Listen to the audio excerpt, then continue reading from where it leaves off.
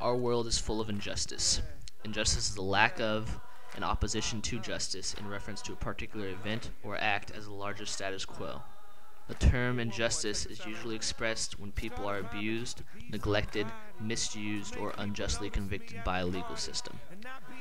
But injustice is based upon opinion, and in different situations, injustice may not be seen as injustice because of certain cultural concepts and general ideas in a certain area or with certain people.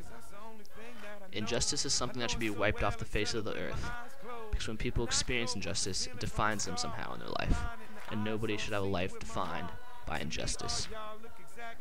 Injustice relates to the rule according to higher law. The most well-known injustice cases are cases when a dictator or leader violates just processes in favor of unjust citizens. For instance, all media outlets in North Korea are owned by the government. 99% of North Korea gets its news from the Central News Agency.